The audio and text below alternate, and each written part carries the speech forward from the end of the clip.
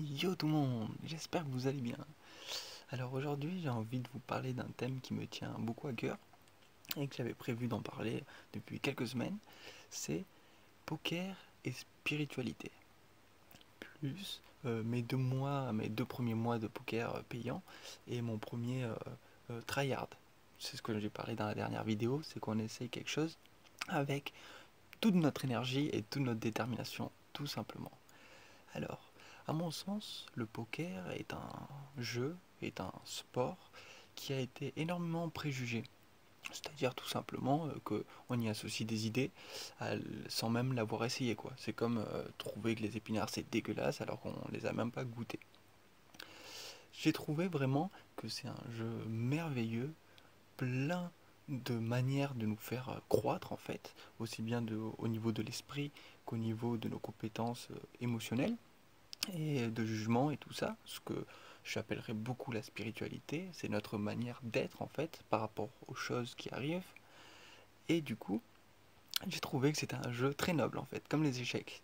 Donc peut-être vous le savez, je vous l'avais raconté avant. Avant j'étais un grand passionné d'échecs, j'avais joué pendant tout le collège et au début du lycée en mode très à fond et au maximum du niveau qu'on pouvait avoir en mode scolaire. Donc je faisais tous les championnats scolaires et tout ça, et j'avais fini sur une victoire à un moment où j'avais gagné 500 € parce que je progressais très vite et c'était le championnat de France. Et du coup, j'avais eu un niveau un peu supérieur à ma catégorie de points, 1600, 1800, parce que j'apprenais tellement vite que en fait, ils n'avaient pas le temps tout simplement de mettre mes points, mes scores à jour, puisque ça vient tous les trimestres ou tous les je sais plus combien de temps. Et du coup, j'avais eu la chance d'être dans une montée très forte à ce moment-là et de l'avoir gagné tout simplement contre 200 personnes, un truc du genre, et les 500 €. Ça, c'est pour vous dire que des jeux, euh, de ce qui peut paraître comme un simple jeu, peut en fait mener beaucoup plus loin et être beaucoup plus passionnant et beaucoup plus pertinent que ce qu'on peut se l'imaginer à première vue. Alors, les échecs ne sont pas un jeu d'argent contrairement au poker, ce qui est une grande part des raisons pour lesquelles plein de gens n'aiment pas ça. Et une des premières visions, c'est aussi le côté très gamble, très pari, dans le sens comme si c'était vraiment un jeu de hasard comme la roulette, et que du coup, en fait, tout le monde était perdant, et que tout simplement, c'était risqué d'y aller, que c'était pas optimal, et que c'était pas bon du tout, quoi, tout simplement. Alors, je vais en venir sur le fait que c'est vrai, il n'y a au poker que, je crois qu'il disait un team pro l'autre fois, 7-8% maximum, grand maximum, de joueurs qui sont gagnants. Donc déjà, ça montre la dureté du truc, quoi. Et le fait que, comme dans n'importe quelle discipline dans la vie, et là c'est un rapport avec la spiritualité, c'est vraiment notre perception des choses, notre état d'être dans lequel on se met, nos croyances, notre volonté, notre détermination, notre force, notre expérience qu'on accumule, qui vont faire qu'on y arrive à faire les choses ou pas. Parce que je suis sûr que si on prend les pourcentages dans la musique ou dans la poésie, les gens qui se lancent dedans ou qui se sont lancés dedans, le pourcentage, à mon avis, doit être tout aussi effrayant, quoi, tout simplement. Alors qu'en fait, il faut se dire que par rapport aux gens qui s'investissent à l'intérieur, votre potentiel d'investissement est beaucoup plus grand puisque vous savez que vous allez vraiment vous donner à fond et qu'en moyenne les gens trouvent des raisons, des excuses de ne pas prendre du niveau constamment dans une ou plusieurs disciplines, dont une ou plusieurs passions, dont un ou plusieurs talents. Alors là, je vais rebondir sur une vidéo qui m'a beaucoup parlé l'autre fois. C'est un monsieur qui disait que nous avons tous des talents et que c'est très important d'aller vers ces talents-là pour notre propre épanouissement. Dans les talents, dans la définition, il mettait le fait que un talent, c'est quelque chose qui doit être facile pour nous, c'est-à-dire que quand on a l'impression de rentrer dedans, en fait, c'est agréable, c'est quelque chose qui nous amuse et c'est quelque chose qui nous a l'air assez simple. Donc on prend rapidement du niveau. C'est un talent si euh, on a un retour des autres assez rapidement sur aussi bien les joueurs amateurs que les joueurs un peu plus forts qui en tant que bon observateur, ils observent que on prend du niveau d'une manière assez aisément, d'une manière assez gaiement, etc., etc. Un autre des feedbacks pour lui, pour le talent, c'était que ça rapportait aussi directement une reconnaissance et ou de l'argent si c'était déjà dans le domaine du travail, et que du coup, bah, c'était encore plus facilement visible. Je vais rebondir aussi sur le fait qu'il comparait cela avec la passion. Pour lui, la passion est un endroit où on va enlever les zones de tension de notre vie. Ça va être tellement cool qu'en fait, il n'y aura pas de tension à ce moment-là. Ça sera vraiment une vraie méditation, un vrai moment de joie.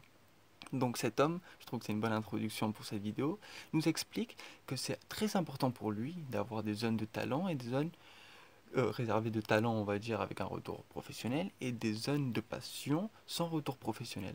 Parce que si on met toutes nos passions dans le professionnel, comme si on joue de la musique, on va être payé avec, si on fait des livres, on prévoit directement d'en vendre plein, etc., etc., ça nous met une pression supplémentaire, alors qu'à la base, la passion était une simple joie dans laquelle on se jetait dedans, dans laquelle on s'amusait, et dans laquelle on ne pensait pas du tout aux conséquences futures, et du coup c'était très doux, très joyeux, et très aimable en fait, de jouer le jeu et d'aller à l'intérieur. Alors, je vais prendre quelques idées de ce que j'avais déjà préécrit, juste des petits traits, pour me laisser guider par les intuitions à l'intérieur de la spiritualité et du poker et de tous les rapports qu'il peut y avoir entre les deux. Alors, un des points essentiels, et c'était un point que j'avais adoré, c'était que dans les conversations avec Dieu, un livre dont je parlerai tout le temps, il répète dès le début et très souvent dans le dialogue que la peur et la culpabilité sont les seuls ennemis de l'homme. En jouant au poker, vous devez comprendre que c'est un jeu à information incomplète. Contrairement aux échecs où toutes les informations sont sur le tableau, tout simplement. Nous, on a nos cartes, les adversaires ont leurs cartes, et 5 cartes apparaissent sur le tableau petit à petit. Donc 3 d'un coup, puis une, dès qu'on a terminé de miser à chaque fois. Donc, comme c'est un jeu à information incomplète, on peut avoir tendance à avoir peur à chaque fois de ce qui arrive, des possibilités du jeu de l'autre, et à culpabiliser très rapidement sur les coups que l'on rate, sur les cols, c'est-à-dire quand on suit quelqu'un qui a misé, qu'on va pour qu'on colle, mais qu'en fait on était derrière et qu'on perd. Ou dans le sens inverse, ça va arriver plein de fois que l'autre il mise, nous on se couche, et en fait on avait un meilleur jeu parce que ou il nous monte la main, ou alors ça continuait la main avec quelqu'un d'autre, et qu'on voit qu'il y a un meilleur jeu. Le poker, c'est un endroit où on pourra jamais, jamais, jamais faire vraiment 100% de coups purement optimal, sans de coups gagnants, faire aucun coup où alors qu'on était devant, on n'a pas abandonné, ou on abandonne, etc., etc. C'est vraiment un jeu où les pourcentages vont être la base de notre vision. C'est là où les maths sont très importantes. Donc le côté observateur va être aussi un point clé, mais de chez clé. C'est dans l'observation. Donc, moins on joue dans la peur et dans la culpabilité, plus on sera vraiment, au lieu de apeurer, simplement attentif. Et au lieu de dans la culpabilité, on sera vraiment, encore une fois, le même point, complètement attentif. Notre but, par rapport à la spiritualité, va être de garder nos émotions les plus intactes. Parce qu'il y aura toujours des coups où ce sera incroyable comme on n'aura pas eu de chance. Et si ça nous fait tilter, si ça nous décourage, si ça nous casse émotionnellement, quoi, tout simplement, notre jeu va être beaucoup moins précis parce qu'on aura perdu en concentration, on aura perdu en centrage, on aura perdu en calme, on aura perdu dans notre pouvoir clair et net d'observation. L'inverse de la peur et de la culpabilité, en mon sens, va être d'un côté l'amour et, et la résilience. Donc, on peut sentir dans nos émotions, c'est quand on reste content, c'est quand on reste fier de nous, quel que soit le coup, quel que soit le résultat, et qu'on profite de cela pour apprendre davantage. Donc dans la vie, c'est ça qui est intéressant, c'est que c'est exactement la même chose. On est confronté à plein de choix, c'est dur de prendre toujours les meilleures décisions, mais si on est sincère avec nous-mêmes, on peut observer à quel point on se donne à fond, Et à l'inverse, à quel point on se laisse sombrer dans la peur et dans la culpabilité, qui au fond vont juste nous engluer pour ne rien faire et pour rester bloqués. Comme il dit dans les CAD, la culpabilité, c'est ce qui nous tient englués dans le passé. Alors que le regret, c'est le fait d'avoir dit simplement ok, j'ai pas fait de mon mieux, mais je vais faire encore mieux et je m'offre cette chance. Donc vous pouvez vous imaginer, c'est quelque chose qui arrive constamment dans la vie, dans d'autres types de situations, que ce soit relationnel, que ce soit professionnel, etc., etc. Pour moi, le poker va être beaucoup un microcosme de nos choix. Dans le poker, il y a, euh, je crois que c'est 10 puissance 20, donc avec 20 zéros derrière, de nombre de parties différentes possibles. Donc aux échecs, c'est puissance 16 si je ne me trompe pas. C'est pour vous dire à quel point c'est infiniment vaste. Presque jamais vous aurez deux fois la même situation, exactement la même. Et du coup, encore une fois, c'est comme dans la vie. On a tellement de possibilités, de choses à faire, de choses à créer, que c'est pas toujours que ce soit mieux de faire ça ou l'autre, mais on peut le voir comme il y a des choses qui sont plus pertinentes à mettre en œuvre que d'autres, tout simplement. Et encore une fois, dans la vie c'est pareil, le but n'est pas de tomber dans la peur et la culpabilité, mais de se donner les moyens de toujours aller vers devant. Donc c'est un jeu qui déjà, par symbolisme, nous propose ceci, tout simplement, de ne pas tomber dans tout ça et de se donner à fond pour apprendre de nos erreurs, etc. etc. J'en reviens au mot échec, du jeu d'échecs, qui m'a très explicitement montré que c'était par nos erreurs que l'on apprend le plus et que c'était même grâce à nos échecs qu'on a la possibilité de vraiment avancer. Car on est souvent content de jouer contre des joueurs plus forts qui nous permettent de dépasser nos limites et de augmenter nos standards de niveau toujours et toujours et toujours, comme on peut le faire encore une fois dans toutes les disciplines, de la musique à l'écriture, à la vidéo, etc. etc. Alors, par rapport à l'observation, il y avait le point très intéressant qu'il dit dans les CAD que si tu veux apprendre davantage, non, pardon, si tu veux évoluer davantage, observe davantage. Et ça, c'est un truc très intéressant parce qu'encore une fois, le poker, c'est exactement pareil. Vous voulez apprendre plus, il faut observer davantage. Tout va se jouer au fait de combler ces cases d'informations incomplètes, de jeux à informations incomplètes, pour justement compléter ces informations-là et avoir le plus de vision globale sur la réalité de ce qui est en train de se passer pour prendre les meilleures décisions et donc un avantage conséquent sur le moyen terme, court terme, long terme par rapport aux autres joueurs qui n'auraient pas poussé aussi loin leur capacité, tout simplement. Donc encore une fois, c'est par la passion bien sûr qu'on va augmenter ces capacités-là, parce qu'on sera beaucoup plus enthousiaste pour se donner les moyens, pour se donner plus d'heures d'études, pour se donner une force, quoi, un avantage. Alors, euh, j'avais parlé des 7 ou 8% de joueurs gagnants maximum, je crois, parce que comme j'ai fait plusieurs fois cette vidéo, j'ai toujours pas réussi à la faire, j'ai déjà oublié ce point-là. Mais en gros, il y a moins de 10% de joueurs gagnants et c'est vraiment quelque chose, c'est vraiment un point qui peut en fait tout simplement effrayer alors que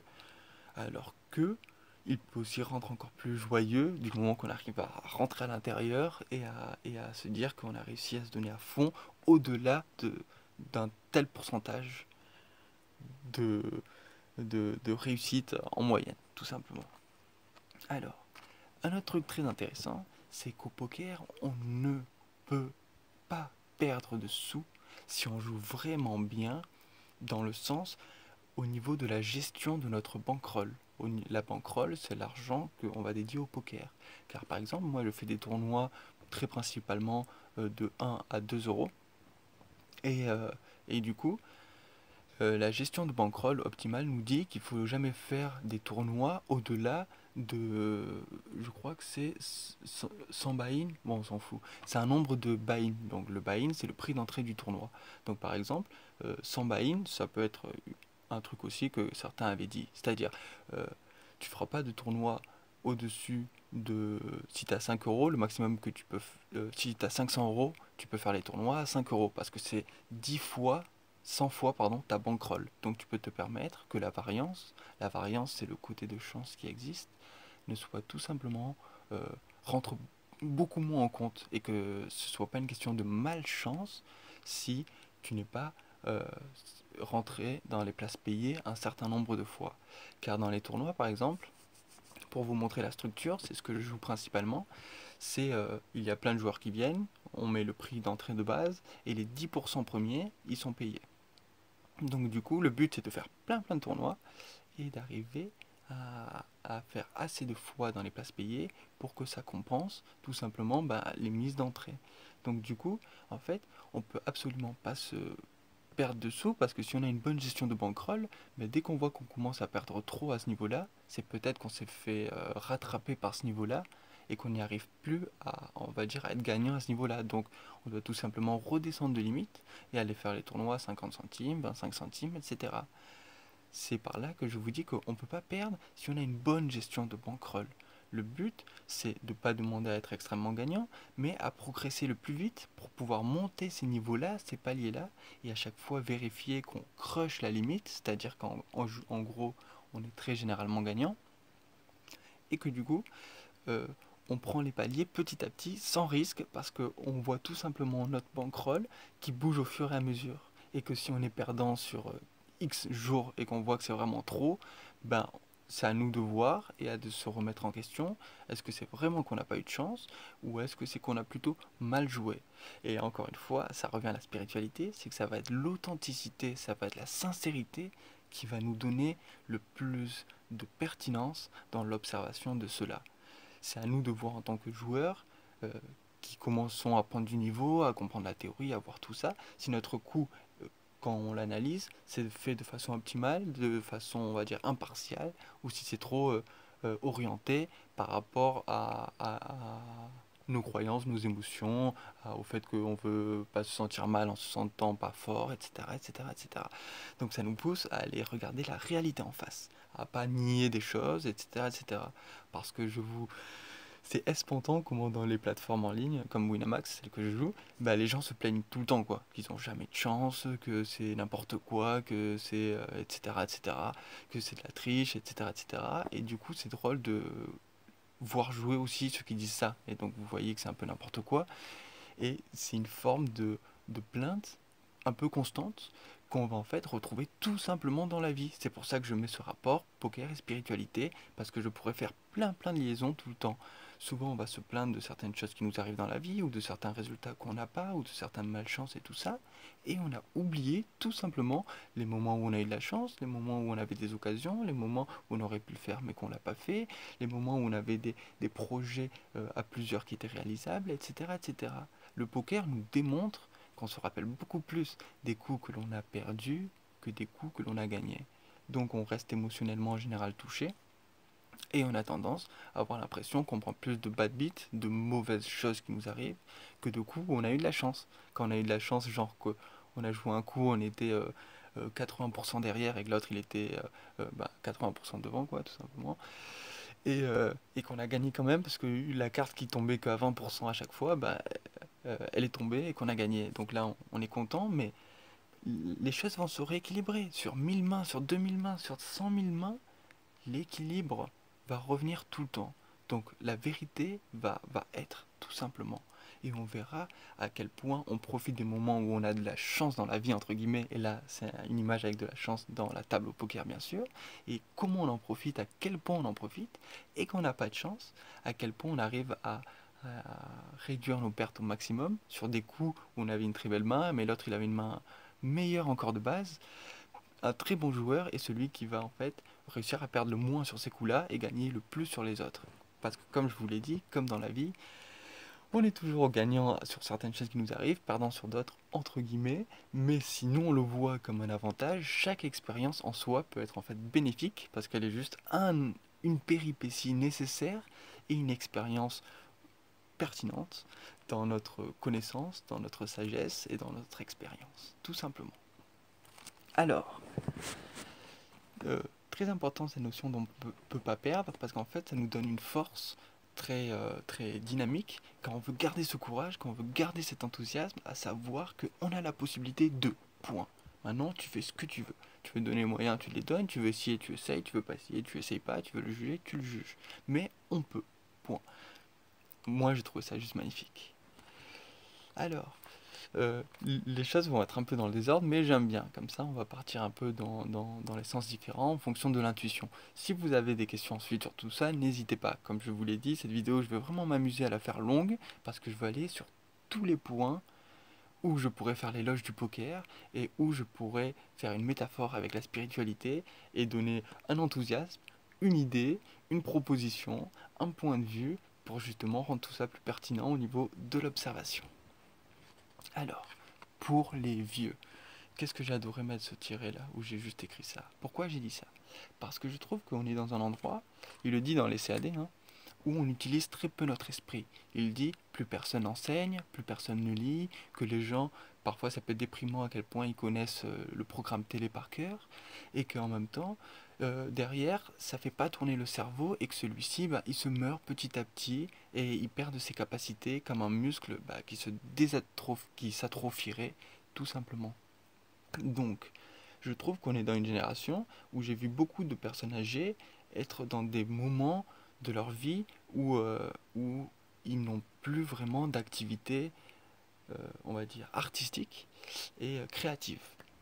Donc du coup, j'ai trouvé que le poker est vraiment un des points phénoménaux dans lequel les personnes âgées pourraient stimuler leur esprit constamment, rester créatifs, rester plein de dynamisme, plein d'énergie, rester combatif, rester compétitif, rester plein d'ardeur. Parce que la compétitivité a ses forces, a ses avantages. Faut pas le pousser au point juste d'une société qui va se taper entre elles, qui va tout se mordre comme le loup de Wall Street et tout ça, mais à un point de vue juste d'âme à âme, moi, on est très content qu'il y ait des âmes comme nous qui, grâce à notre niveau, nous permettent de nous confronter et de prendre encore plus de niveau. C'est comme des combattants qui s'entraîneraient à l'épée pour devenir plus forts tout simplement et pouvoir mieux aider leur monde, leur patrie, etc. Donc on est très content d'avoir des gens qui ont du niveau en face pour justement pouvoir prendre du niveau. Dans la compétition, il faut voir aussi les avantages de la compétition parce qu'on est dans une société aussi qui à la fois on en a trop mis de compétition et donc le monde est en train de se mettre un peu sur ça alors que c'est pas non plus la base. Et à la fois, les gens le voient mal comme si c'était quelque chose de complètement négatif alors que non, il y a ses avantages et il y a des forces à sortir de tout ça, etc. etc. C'est pour ça que je vous invite à toujours trouver l'équilibre entre les choses et pas le mettre comme toujours ou blanc ou noir, mais à voir les avantages et inconvénients. Pareil pour le foot, moi je suis pas du tout fan de la manière dont la FIFA et le monde créent un engouement autour de ça et met autant d'argent dans tout ça alors que le reste ils meurent tous de faim quoi. Mais bon, il y a aussi des avantages, etc. etc. C'est pour ça que je vous invite à être à la fois tolérant et en tout cas jamais hargneux dans le sens complètement plein de haine quoi et de rage. Mais vous pouvez être en désaccord bien sûr et vous indigner, ça y a aucun souci, même je trouve que c'est très sain de s'indigner face au monde qui nous correspond pas et dont on veut pas jeter le blâme, mais en un sens oui, montrer des points qui sont vraiment injustes et vraiment pas nets, tout simplement. Donc j'en reviens pour les vieux, parce que là je vais bien m'éparpiller. Pour les vieux, je trouve que c'est super parce qu'en plus il y a des sous à se faire. Quand t'es bon et quand t'es fort, tu peux gagner tes sous ou au pire, tu peux ne pas en perdre. Tout simplement, énormément de gens qui jouent au poker vont jouer sans étudier, sans s'entraîner, juste en pensant que voilà, il suffit de jouer, t'apprendre à fond, que t'as pas besoin, moi j'ai pas besoin de lire de livres, j'ai pas besoin d'étudier, de voir de vidéos, de avoir le thinking process, donc les manières, comment réfléchissent les gens par rapport au poker tout simplement. Et ces gens prendront beaucoup moins de niveaux et sans entraînement, à mon sens, c'est beaucoup plus dur de atteindre des niveaux où tu comprendras comment ça joue vraiment dans les limites supérieures et comment tu peux tirer le maximum de EV, donc de profit, sur, sur le long terme, tout simplement. Donc le manque d'entraînement est déjà une chose qui nous met en avance dans tous les domaines. Le fait de vous entraîner à fond, vous savez que si vous allez à fond, fond, fond, ben, il y a peu de gens en pourcentage qui pourront mettre autant de à fond, fond, fond que vous, parce que vous verrez que votre à fond est tellement gros que vous avez les moyens. Je veux revenir sur le fait que beaucoup de gens sont perdants au poker, mais ils s'en foutent. Ils kiffent tellement de poker que pour eux c'est un jeu, genre comme ils mettraient au karaté, vous voyez, vous allez mettre, ça coûtait combien? 200 euros par mois, par an, pardon, pour aller dans une licence, un club comme ça, ou le ping-pong, ou n'importe quoi. Et du coup, tout simplement, ils le voient comme un jeu où, même s'ils perdent un petit peu, ils se sont assez amusés pour que ce soit rentable, etc., etc. Donc, du coup, il y a vraiment un potentiel très beau à faire juste davantage que les autres. Et ça, c'est pareil dans la vie, c'est que dans tous les domaines que vous aimez, ben, vous êtes des génies, vous êtes des dieux, tout simplement. Comme il le dit dans les CAD, hein, ne vous l'ai-je pas dit, vous êtes des dieux, mais qu'il suffit bien sûr de le mettre en place, de le travailler, comme Wim Hof. Parce que Wim Hof, c'est une image merveilleuse de centrage et de force et de spiritualité. Alors, qualité requise. Oui, le poker est un jeu qui va demander énormément de qualités qui vont être requises dans la vie de tous les jours. Donc, la patience, il faut accepter que les choses arrivent en leur temps. Le poker est un jeu de patience. On va beaucoup jeter les cartes, folder, on appelle ça. De toute façon, au poker, on a quatre possibilités. Ou on jette les cartes, ou on check, c'est-à-dire on mise zéro, en gros quoi. Si la mise elle est sur zéro en ce moment, on peut checker, choisir de continuer cette mise-là.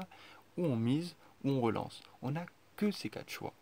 Et de ces quatre choix, on doit faire plein de choix. Et à chaque fois, on doit prendre des choix, tout simplement. Et folder est la chose la plus importante d'un bon joueur de poker. Il faut savoir jeter ses cartes très souvent. Les plus gros perdants, en général, sont ceux qui font que rentrer.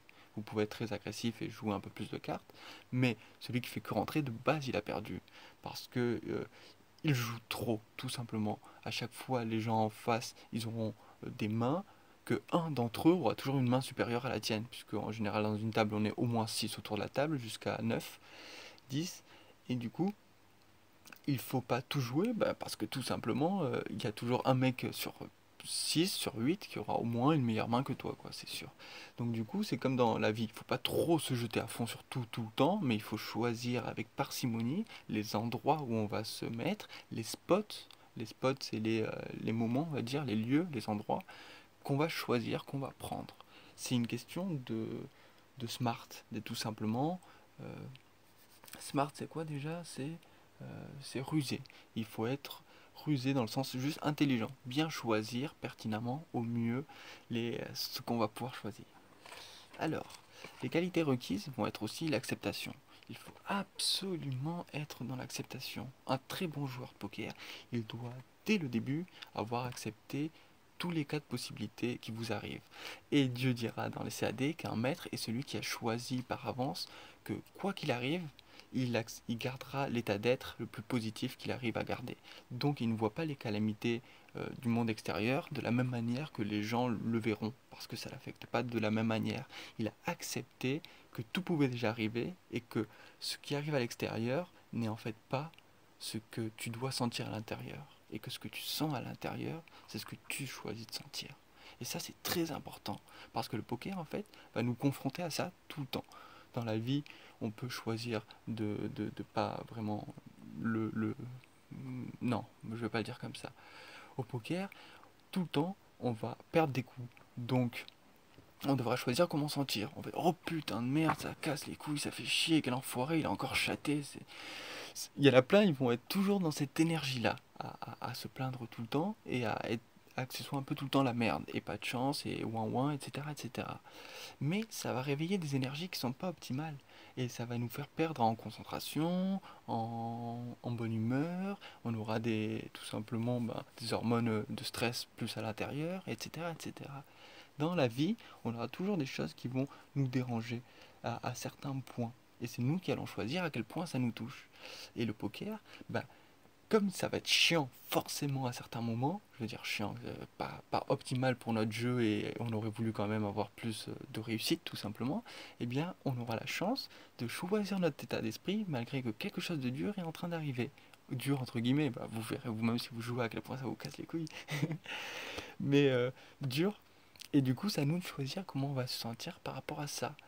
Et c'est très important parce que c'est un entraînement. C'est vraiment un entraînement. Dans la vie, c'est le même entraînement. Plus vous le prenez avec du recul, plus vous dédramatisez les choses qui vous arrivent, et bien plus vous prenez les choses avec plus de grâce, tout simplement, avec plus de joie, avec plus de grandeur, avec plus de divin, en fait, tout simplement. L'art du divin, quand on arrivera à l'atteindre, c'est de toujours être nos schémas les plus élevés, que nos pensées elles ne soient pas gangrénées, mais qu'au contraire elles soient à notre service, et que nos émotions, de la même manière. Donc vous voyez qu'on est encore un petit peu loin de ce niveau-là, on va dire, tout simplement, dont l'humain a bien évidemment le potentiel.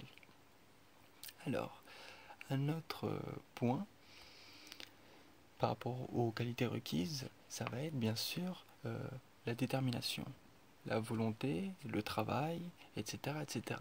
Ça a son côté très sportif. Vous savez, beaucoup de sportifs et aussi d'artistes jouent au poker et, et les pros, ils ont tous montré que c'est vraiment dans l'entraînement à côté, c'est-à-dire dans l'hygiène de vie, dans la manière de vivre, dans le sport, dans l'alimentation, dans le sommeil, dans tous ces points-là, dans l'entraînement, etc., qu'on va tirer le plus de force et de bénéfices de notre propre potentiel. Donc, c'est ça son côté très guerrier. Il faut réussir à prendre euh, le chemin de la discipline, le chemin de l'entraînement. Et c'est pareil pour le musicien. Il doit, s'il veut prendre des progrès de ouf très rapidement, avoir cet état d'esprit-là, cette direction-là, ce point de vue-là. C'est vraiment comme le samouraï dans l'esprit de l'entraînement, dans l'esprit du sacré de l'entraînement. Justement. Alors, qualité requise, est-ce qu'il y en avait d'autres de tête? Je vous ai dit le principal, mais après, on avait déjà parlé de l'observation, on avait déjà parlé des émotions qu'il faut arriver à gérer pour être toujours plus fort dans notre prise de décision et être le moins bouleversé par nos, nos visions, on va dire, de résultats orientés, de ce qui s'est passé, quoi, tout simplement, et rester le plus objectif possible, voilà, quoi qu'il arrive. Alors que nos émotions, et aussi bien notre bataille d'ego, va faire beaucoup de choses dans la game et créer des metagames. C'est-à-dire des jeux derrière le jeu, des combats psychologiques souvent derrière le jeu en fonction de ce qui s'est déjà passé dans la partie. Donc je peux rebondir sur ça. Une des qualités requises aussi, c'est une humilité. Parce que l'ego va souvent nous mener un peu dans la merde dans ce jeu-là. S'il y en a un qui nous a mis cher, on va dire, et qu'on veut vraiment l'avoir à tout prix, on va avoir tendance à aller avec plus des mains marginales, à prendre des risques à des moments où c'est pas optimal de prendre ce risque-là, à faire des bluffs qui sont pas les plus pertinents pour des questions, ça je peux pas vous l'expliquer, mais de board et de structure de la game, quoi, tout simplement, et et du coup prendre plus de risques, on a plus de pourcentage de perdre et donc être plus perdant derrière à long terme. Donc l'humilité est un truc très fort pour pouvoir rester calme, rester humble, pour ne pas se laisser déstabiliser par l'ego ou par les émotions, parce que l'ego est très fort en soi. Moi, je vois l'ego comme la chose qui nous différencie du reste. Si on n'avait pas d'ego, on croirait que tout est un et on sentirait que ça. Donc on n'aurait pas notre individualité. Là, quand je parle de l'ego, je parle de son côté néfaste d'une certaine manière. Le côté, en fait, qui croit qu'on est complètement séparé de l'autre, mais sans être aussi en accord avec l'autre, dans l'unité. Et ça, c'est un des paradoxes très importants des conversations avec Dieu. C'est-à-dire que nous ne formons tous qu'un, et en même temps, nous sommes tous différents. Donc ça, c'est une autre qualité qu'il faut, c'est l'humilité pour vraiment pas rentrer dans ces petits jeux de bataille d'ego et pas se jouer son meilleur poker. Point. Alors, allégorie de la difficulté des choix de vie. Exactement.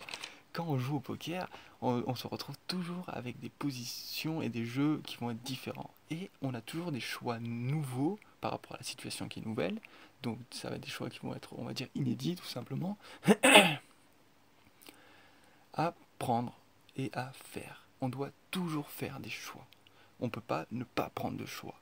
Et ça me rappelle une phrase que j'aime beaucoup qui dit on a toujours le choix. Il suffit de savoir en subir les conséquences.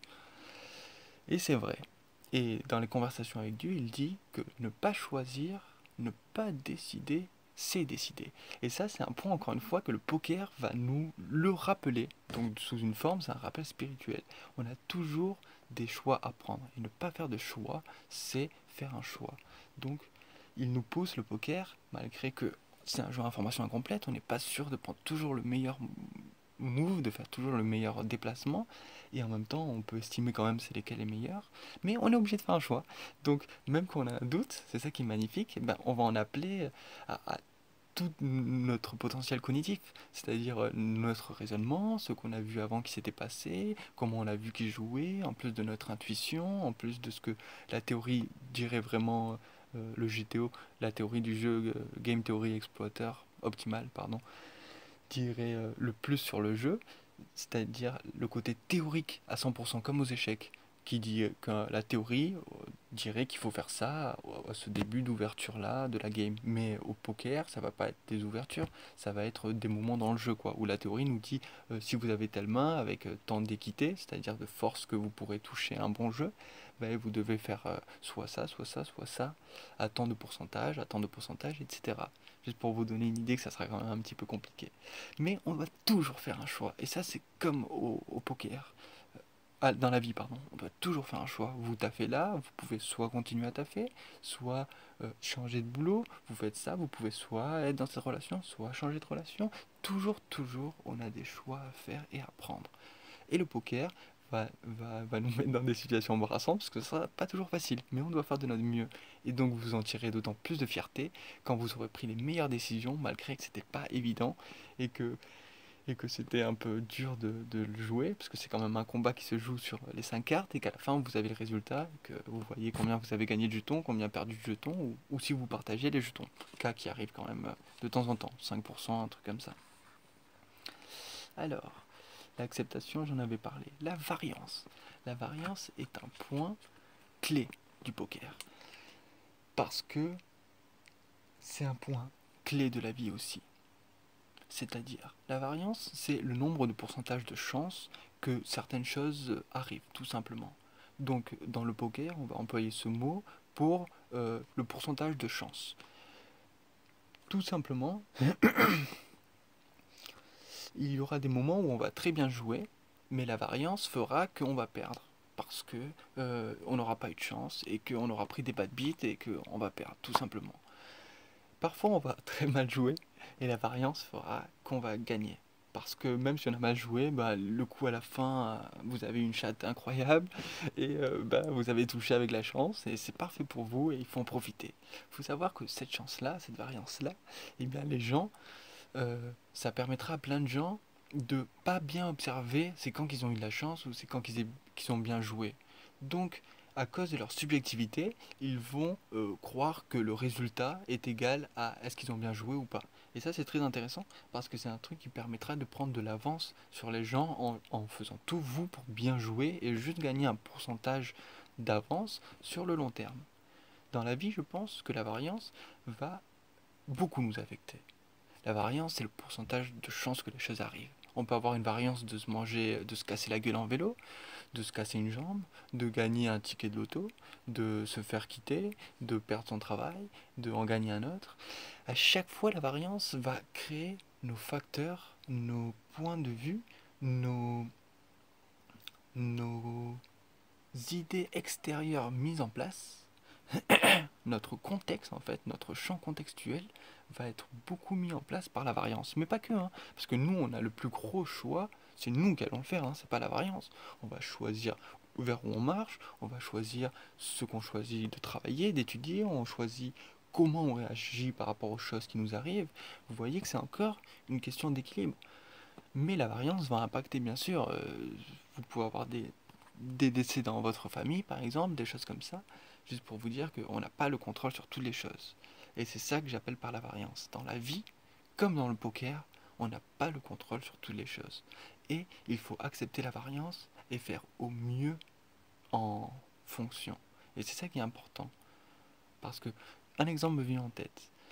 On joue au poker et on se prend un coup de pas de chance à cause d'une variance qui nous met cher et on peut choisir comment on va se sentir à l'intérieur. Si on choisit de ne pas s'en vouloir, donc de ne pas culpabiliser, pour en revenir à ce point principal, on va rester concentré et jouer de notre mieux possible. Et faire de notre mieux possible pour avancer. Ça, c'est un mental de guerrier. C'est une psychologie de gagnant, tout simplement. Mais il faut réussir à garder cet état d'esprit-là et vous verrez vous-même ce que ça donne. Ensuite, dans la vie, ça va être la même chose. La variance, il y a des choses qui nous arrivent. Pam, ou de la chance. Hein. Parfois, il y en a qui vont gagner au loto et que leur vie, bah, ça sera la merde après derrière parce qu'ils auront trop d'argent, puis ils auront tout gaspillé, puis ils vont tout perdre, puis ils sauront plus comment vivre. Juste pour vous dire que, a priori, quand on a de la chance, ça veut pas toujours dire qu'on a de la chance. A priori, quand on n'a pas de chance, ça veut pas toujours dire qu'on n'a pas de chance. C'est à nous de voir. D'ailleurs, on peut tout prendre positivement. Théoriquement, ça c'est très beau. Après, c'est à nous de prendre le niveau petit à petit. Ce que je voulais dire par rapport à la variance, c'est que les choses dans la vie vont nous arriver, par exemple des choses où on n'a pas de chance, mais ça va être à nous ensuite de prendre vraiment le choix que l'on veut derrière. C'est pas parce que des choses dans la vie nous arrivent et qu'on n'a pas de chance qu'on va arrêter de se donner à fond vers la vision la plus élevée de nous-mêmes qu'on avait choisi de créer. C'est-à-dire, il y en a, ils vont arrêter la musique après certaines histoires, ou vont arrêter ça, ou vont arrêter ça, ou vont arrêter ça. C'est l'image qui me vient à l'esprit. Des choses dures nous arrivent dans la vie, et du coup, on prend plus cher et on se donne moins à fond pour les choses qui nous font vraiment du bien.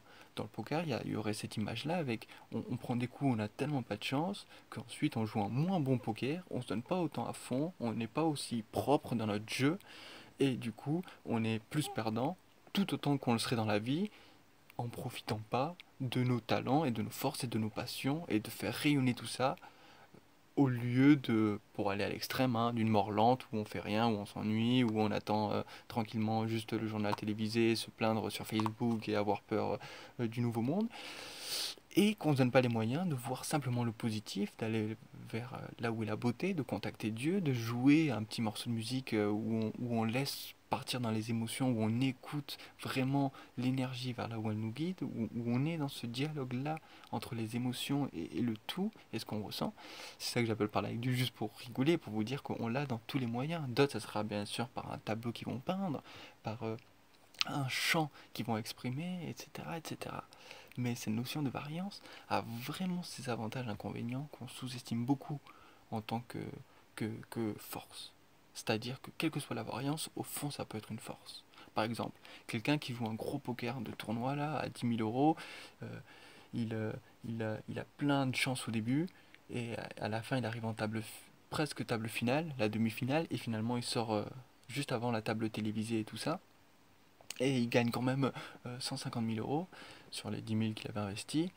Et, euh, et voilà. Ben, il y en a plein qui seront pas contents du tout, genre complètement deg, parce qu'en fait, ils auront raté la chose dont ils étaient si proches et qu'ils voulaient vraiment. Donc, on a toujours la possibilité de voir ce qui nous arrive de plein de manières différentes, alors que bien sûr, ces gens-là, avec du recul, ils vont comprendre qu'ils ont eu en fait une chance phénoménale, que c'était merveilleux, que c'était bien, etc., etc. Mais quelqu'un qui a vécu des situations comme ça, la prochaine de comme ça qu'il vit, en théorie, ça l'affectera moins. Donc du coup, il aura gagné en fait en expérience. Et du coup, même les choses mauvaises qui lui arrivent le déstabiliseront moins. On en a parlé, moins il est déstabilisé, plus il continuera bien à jouer, plus il continuera bien à jouer, plus ses pourcentages vont augmenter de réussite, de chances de réussite. En jouant bien et dans la vie, bah, plus ses pourcentages de actes pertinents vont augmenter pour l'amener vers l'évolution de ce ou quoi il ou elle aspire, tout simplement. Alors, marathon endurance. C'est très intéressant de voir le poker comme un marathon. J'en parlais dans mon livre d'ailleurs, où tout se passe autour d'une table de poker, où ça va être vraiment l'aspect guerrier, en fait, de l'endurance. C'est-à-dire, il faut tenir longtemps, il faut savoir être concentré. Et là, la notion de méditation va être très importante au poker, parce que dans les tournois pro, vous êtes à peu près euh, vous êtes à peu près sur des journées de tournoi. Parfois ça va être 1, 2, 3 jours, parfois une semaine. Et vous êtes assis à table, en général, 10 heures minimum par jour. Donc ça demande quand même une concentration et une force très très très déterminante. Il faut être très centré et il faut arriver à garder une capacité de concentration à la longue qui est très forte. En cela, la méditation est une base incroyable parce qu'elle nous habitue à avoir besoin de très peu de choses, que le ressenti simple, il nous suffise, qu'à l'intérieur de nous-mêmes, on ait, on ait cette réponse, on ait cette vérité qui nous fasse nous sentir bien par le ressenti de nous-mêmes. Dans les conversations avec Dieu, il nous pousse, il nous pousse dans le sens, il nous propose, il nous dit que c'est une voie pertinente, que de toujours essayer à être le plus dans la conscience totale possible, c'est-à-dire conscient de tout nous en même temps. dans, dans nous-mêmes. Il nous dit aussi, si je ne vais pas vers l'intérieur, je vais en manque vers l'extérieur. Il nous propose de dire cette phrase-là pour bien ressentir que c'est en allant vers l'intérieur qu'on va garder en fait l'énergie en nous et que sa circulation sera de plus en plus douce, optimale, etc., etc. Du coup, le poker en soi est déjà une forme de méditation parce qu'elle nous force à rester dans cet état-là de concentration et de centre, on va dire, qui va durer longtemps. Puisque, comme il nous l'explique, on peut méditer en marchant, en chantant, en jouant de la musique, en faisant l'amour. Il y a plein de manières de méditer. Méditer va être le ressenti, va être l'être. Et du coup, je mets ce point de vue-là avec la spiritualité parce que c'est un marathon où on doit s'entraîner à être toujours plus résistant, dans le sens que les choses extérieures, notamment le temps, ne vont pas nous déstabiliser et ne vont pas nous tuer, nous fatiguer. Parce que c'est le but aussi pour avoir un avantage sur les autres d'être moins fatigué. Par exemple, les pros, ils ne vont pas manger entre midi et 2 à l'heure du dinner break parce que ça les fatigue et qu'ils sont sur la digestion et qu'après ils sont fatigués. Et ce qu'ils vont faire, c'est qu'ils vont manger un petit peu avant, pendant qu'ils sont en train de jouer, et, euh, et après, quand il y a le dinner break, bah, ils vont faire beaucoup de sport pour justement être chaud de ouf au retour. Donc c'est 1 heure, 2 heures quoi, la pause, au retour du tournoi et avoir beaucoup d'adrénaline, beaucoup de force, beaucoup d'énergie, quoi, tout simplement. C'est pour vous dire que c'est une manière d'appliquer les choses, une manière de voir les choses. Et cette endurance-là, on va devoir la travailler. Et on la travaille notamment par la méditation et notamment aussi par l'expérience, c'est-à-dire faire souvent des parties qui vont durer longtemps. Alors, les émotions. Emotion, énergie en mouvement, ça donnerait en anglais. Dans le poker, on va avoir une série d'émotions, mais qui est incroyable, mais incroyable, vraiment de ouf. On va passer par énormément d'extrêmes. Après, à nous de voir à quel point on choisit de polariser, pas polariser, à quel point on choisit de pousser ces émotions-là à fond, notamment quand elles sont dans le négatif, et à quel point on empêche de le faire, pardon, quand elles sont dans le négatif, et à quel point on peut le pousser à fond dans l'autre sens. Mais il y a des émotions dans tous les sens, des joies incroyables, t'as envie de crier tellement t'es content et tellement c'est incroyable ce qui arrive, des moments où tu joues tellement bien, où tu arrives à trouver la dynamique des choses, où tu as l'impression d'être presque un médium, et où tout se déroule parfaitement, et que c'est magnifique, c'est comme glisser sur une planche de surf, quoi, j'ai envie de dire, même si j'ai jamais fait de surf. Mais dans l'idée, c'est cool, c'est une image bien sûr, hein, cette notion de glisser dans la bonne voie, tout simplement. Et en même temps, ça sera parfois des choses très dures à faire, où on sera là en train de douter, où ça nous fera une image, un mal de tête, quoi. Que qu'est-ce qu'on fait? Est-ce qu'il est en train de me mentir ou pas? Est-ce que je devrais coller ici? Est-ce que je mets tous mes jetons est-ce que j'envisage de pouvoir perdre la moitié de mon stack sur ce coup-là? Est-ce que je prends le risque pour gagner la partie à ce moment-là, alors que je pourrais sortir septième et prendre que temps? Est-ce que je fais ça? Est-ce que je fais ça? Est-ce que j'ai mal joué? Est-ce qu'il a ça? Est-ce que là il me bluffe? Pas. Toutes ces émotions-là, elles vont vraiment faire des choses incroyables à l'intérieur. Et bien sûr, hein, il y a aussi des émotions de tristesse quand t'as vraiment pas de chance et que tu méritais vraiment d'aller dans cette table finale là et que tu l'avais jamais faite et que tu aurais pu gagner tes 500 euros pour 2,5 €, etc., etc. On va connaître une palette d'émotions incroyables. Mais en même temps, on est content vraiment de la connaître parce que l'expérience en soi est déjà bonne et que c'est vraiment magnifique de pouvoir vivre cela, de pouvoir le ressentir et vraiment t'es content. Et ça me rappelle les conversations avec Dieu quand il dit: n'êtes-vous pas heureux d'avoir pu tout connaître? Et là, il nous parle de toute la palette d'émotions, comme si pour connaître l'amour parfait, et si l'amour serait le blanc, eh bien toutes les émotions seraient les autres couleurs. Et l'amour parfait, eh bien pour le connaître, il faudra avoir connu un peu de tout. Et c'est vrai que dans le poker, ça va partir dans tous les sens. À un moment, t'es trop content, à un moment, t'as beaucoup moins de chance, etc. Et du coup, tu t'habitues à ces émotions-là, déjà pouvoir les endurer, quoi, tout simplement. Et ensuite, à faire que tu les prennes au mieux, que tu les digères au mieux, bah, quoi qu'il arrive. Et ça, c'est bien sûr un entraînement. Et c'est hyper intéressant, en plus d'être hyper vivant. Je sais pas comment décrire autrement. Alors, on parlait de préparation, de focus et de concentration. Oui, on venait d'en parler sur la méditation et aussi par rapport à l'entraînement des sportifs. Il y a ces notions-là énormes de tout va se jouer presque au poker sur le focus, la concentration et la préparation. Du coup, c'est vraiment aussi un art d'une certaine manière de vivre, de se préparer. Un art que j'aime appeler de guerrier dans cette manière-là, de aller au front, quoi, aller au combat, à l'avant, à prendre des risques en fait, tout simplement. Mais ces risques-là, eh bien, c'est plus on les aura travaillés, plus on aura mis de entraînement à l'intérieur, plus on en tirera forcément de bénéfices sur tant de mains, sur du long terme. Mais bien sûr, il faut combattre d'une certaine manière les pensées négatives qui arriveront quand on n'aura pas de chance, etc., etc. Alors, remise en question, humilité. Du coup, ça on en avait parlé de l'humilité, et la remise en question va être aussi un des points fondamentaux. Parce que si on veut progresser, il faut vraiment enlever ce fait de vouloir avoir toujours raison. Et au contraire, être toujours le plus prêt à se remettre en question.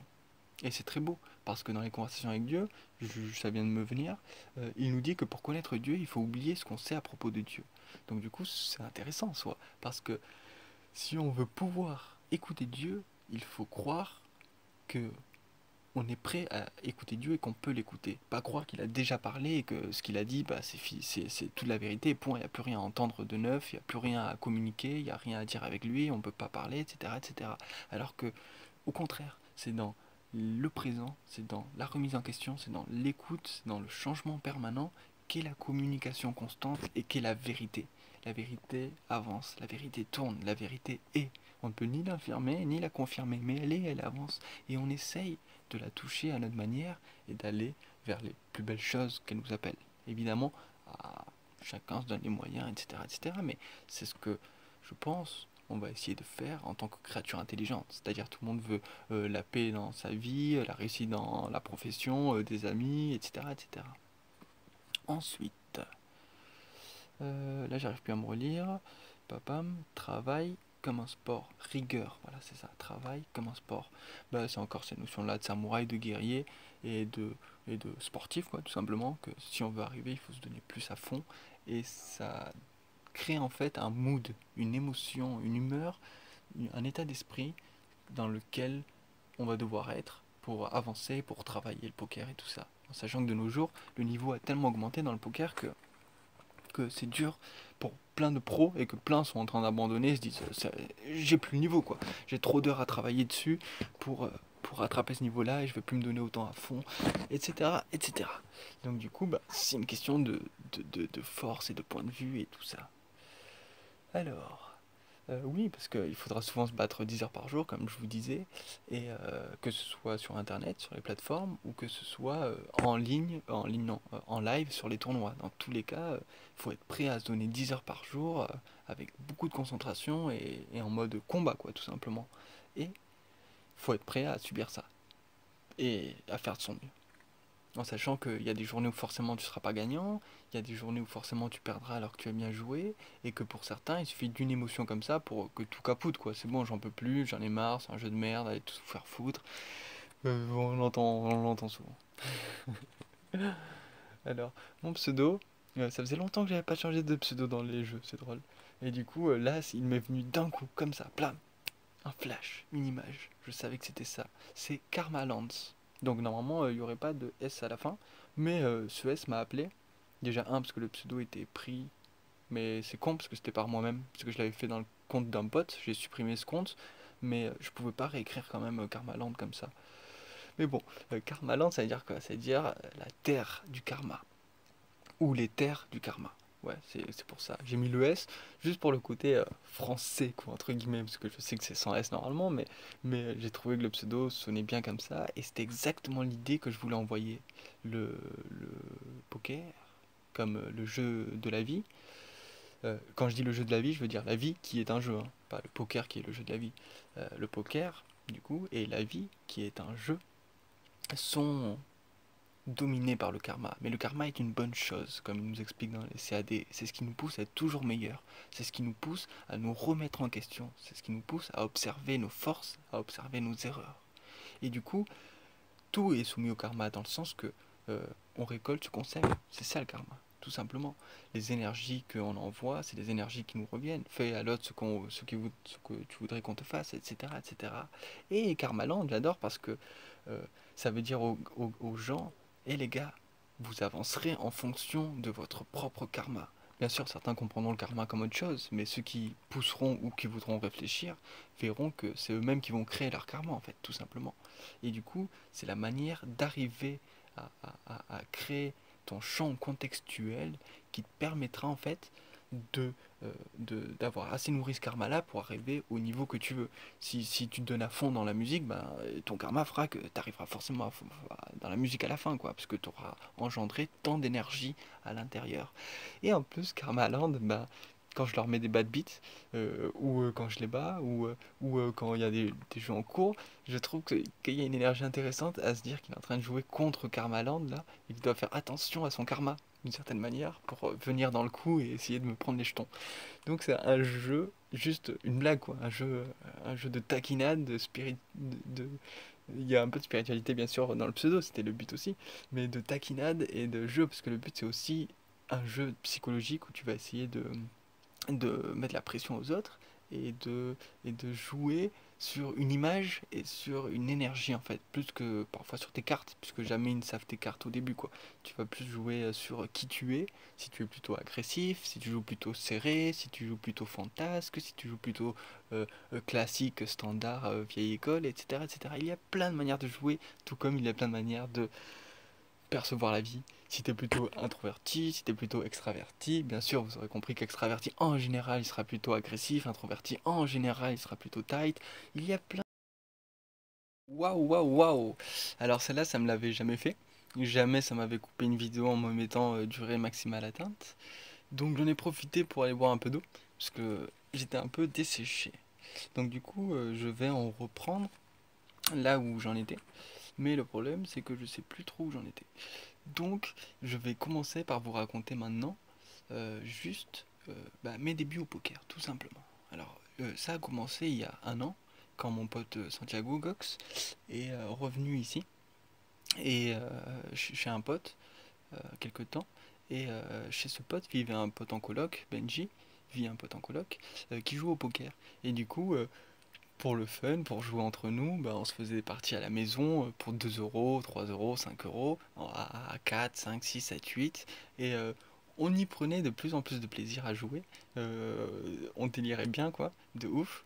Et du coup, on s'amusait tellement que finalement, on continuait, on continuait. Et là, je me suis dit, hé, Sté, t'avais dit que à 25 ans, t'allais te donner à fond. Tu tu t'étais donné à fond sur tous tes points, et si t'avais pas réussi à percer, t'allais trouver un endroit où tu allais essayer de en faire un métier, tout simplement, ce que j'appelais à la base un taf de soumission. Mais là, je me suis dit, puisque je me laissais jusqu'à la fin de mes 25 ans, je me suis dit, pourquoi pas essayer le poker, tout simplement. Ça me plaît énormément, et en même temps, j'ai rien à perdre, dans le sens où je peux très bien l'essayer, et puis je l'essaye quoi, point, c'est tout. Après je vois à quel point ça me plaît, si ça me plaît, si ça me plaît pas, si ça marche, si ça marche pas, etc.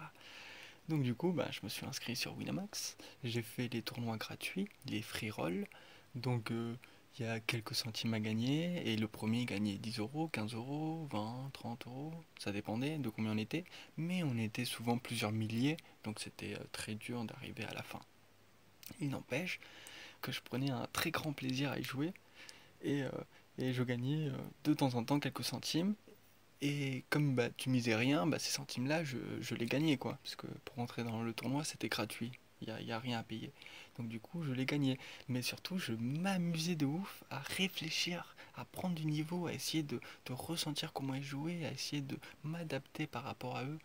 Et, euh, et juste avant d'avoir pu créer mon compte, car il fallait résoudre les papiers et tout ça, etc., etc., je me rappelle, je jouais sur le compte d'un pote, que je lui avais fait créer son compte, et je jouais même en argent fictif quand il n'y avait plus de tournoi gratuit. Tellement c'était un plaisir de vraiment, vraiment, euh, juste jouer, quoi. Même si tu sais qu'ils sont moins forts, et même si tu sais que quand il n'y a pas d'argent en jeu, les gens ne vont pas jouer leur poker le plus... comment dire? Il y aura d'autres... il y aura un autre champ contextuel. Quand c'est tes propres sous que tu es en train de parier, que ton tournoi il compte 2 euros, 5, 10 euros, tu vas jouer avec une pression un peu plus grande, ça dépend du joueur après, mais il y aura cette notion-là que le vrai poker, il est vraiment quand tu commences à parier des sous, parce que c'est là que rentrent les vrais enjeux et que les gens joueront avec leur peur, avec leur force, avec leur agressivité, avec leur, voilà, avec leur manière de jouer pure, quoi. Donc du coup, quand j'ai eu mon compte, ensuite j'enchaînais les free rolls, je gagnais quelques centimes, je faisais les sit and go gratuits, donc tu avais le droit à 4 sit and go gratuits, c'est sur une petite table, on est 8 à jouer, ou 9 ou 10, je sais plus, et parce que je les fais plus maintenant, et le premier il gagnait, c'était combien? 5 centimes, 3 et 2, ou 10 centimes, 5, bon je sais même plus, mais c'était, non, 5 centimes, 3 et 2 je crois. C'était vraiment un truc ridicule quoi, mais c'était drôle. Parce que du coup, bah, c'était la manière quand même de pouvoir augmenter une bankroll en s'amusant. Parce qu'il faut savoir qu'avant tout, mon but était vraiment de m'entraîner une bonne dose avant de commencer à rentrer dans les sous, quoi, tout simplement. Donc, comme ça, j'ai augmenté petit à petit une bankroll. Je suis arrivé à 2, 3, 4, 5, 10 euros. Et j'étais content. Juste en tant que jeu, quoi, tout simplement. Et je m'amusais, je me sentais prendre du niveau et tout ça. Et c'est très important comme sensation, cette notion de fierté, cette notion de joie, cette notion de facilité, cette notion de agréable pour se rendre compte que c'est quelque chose euh, qu'on apprécie tout simplement. Mais souvent, il faut faire au moins le premier pas de vérifier qu'on aime les épinards avant de savoir si on les aime ou pas, quoi, tout simplement. Alors que j'ai entendu beaucoup de gens juger très rapidement le poker comme un fiche qu'ils sont, quoi. C'est dans le sens, ils savent rien à ce que c'est, mais ils vont quand même le juger sans l'avoir vécu, tout simplement. Alors que c'est beaucoup plus complexe au niveau des énergies que ça sollicite et que ça emmène, aussi bien que le jeu que c'est vraiment et que ça t'emmène à réveiller comme force et comme chose en toi, quoi, tout simplement. Donc, je me suis entraîné ça, j'ai dû le faire pendant quelques mois, 2 3 4 mois, un truc comme ça, en m'amusant de temps en temps, hein. J'étais à fond, mais j'avais arrêté ensuite parce que j'avais écrit mon livre sur le poker, justement, où tout se passait autour d'une table de poker. J'avais arrêté de fumer à ce moment-là, complètement, et j'avais plus aucune. C'était ma dernière addiction, et, et j'avais écrit ce livre. 3 semaines, voilà, 22 heures de lecture, non, 2h22 de lecture, et 10 fois plus de temps pour l'écrire. En nombre d'heures. Tous les jours, j'écrivais de 5 à 10 heures. C'était un truc de ouf. Et j'avais déjà écrit 15 heures d'affilée. C'était des trucs monstrueux, quoi. Et autour de cette notion de poker, hein, c'était très important de voir ça. J'avais associé la spiritualité au poker parce que des gens se rencontraient autour d'une table, autour d'une partie, et que bien sûr, ils parlaient de spiritualité, ils se rencontraient, ils découvraient des choses, ils proposaient des choses, et ça partait dans plein d'idées et plein d'énergie.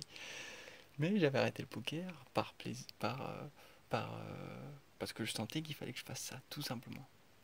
Ensuite est venu le tournoi gratuit de, de le tournoi gratuit d'anniversaire, voilà, euh, auquel j'ai participé, de Winamax. Et du coup, je suis arrivé 10e sur 1000 mecs, je crois. Et, ou je sais pas combien. Et, euh, et j'étais à la fois content et deg parce que j'ai gagné 10 euros sur ce tournoi-là. Et le premier gagnait 100 euros. Donc si j'aurais réussi à me faire les 100 euros sur ce tournoi-là, j'aurais été juste extrêmement content de malade. Et juste pour vous dire à quel point, me rappeler cette sensation-là, tous les combats qui s'étaient passés et tout ça, ça me réveille maintenant une chair de poule. Rien que pour vous dire la sensation. Et du coup, bah, j'avais augmenté grâce à cette performance ma petite bankroll à 10 euros, non, à 20 euros avec ça. Et là, j'ai décidé, et ça c'est récemment, hein, c'est tout récemment, j'ai décidé de commencer à faire les tournois à 25 centimes. Parce que comme il y avait cette bankroll management qu'il fallait entre guillemets respecter de, de 100 fois votre mise de départ pour un tournoi qu'il faut avoir avant de faire ce tournoi-là, pour ne pas être pris par la variance, on va dire. Et bien du coup, j'avais attendu d'avoir 25 euros avant de commencer les tournois, tout simplement. Comme ça, j'avais assez d'entraînement et tout. Mais pour vous dire, entre-temps, j'allais à Gilbert Joseph, donc la librairie, et j'allais lire des livres sur le poker sur place directement. Parce que, un, bah, j'avais pas assez de sous, j'avais pas encore mon RSA et tout ça. Et deux, eh bien, c'était trop passionnant que de lire des gens, en plus de regarder les vidéos, parce que tout le monde regarde les vidéos, hein, une grande majorité des gars qui jouent au poker, mais les livres, c'est encore une autre dimension, on va dire, et c'était très intéressant d'apprendre, et d'étudier, et de se donner au maximum, quoi, tout simplement. Du coup, j'ai beaucoup étudié à ma manière, et puis je suis parti en voyage, là où je vous avais fait la vidéo sur la musique et tout en Belgique, et du coup, j'ai pas joué au poker, j'ai fait genre 5 tournois, quoi, en plusieurs semaines. Et je l'ai laissé pour le moment où j'allais rentrer à la maison, justement. À ce moment-là, pile poil, je venais d'avoir mon RSA, donc chose que j'avais jamais eue, et en même temps, je vous raconte tout ça parce que je le mets en même temps dans le contexte de ma vie pour que vous ayez aussi une vision d'un certain, en fait, une certaine vision de ce que quelqu'un peut vouloir atteindre. Bon, justement, ce quelqu'un là, c'est moi, mais j'adore donner cette énergie-là parce que je pense que c'est très important de nos jours d'avoir aussi des exemples de vision de comment les gens voient la vie, hormis ce boulot métro dodo, et, etc., etc.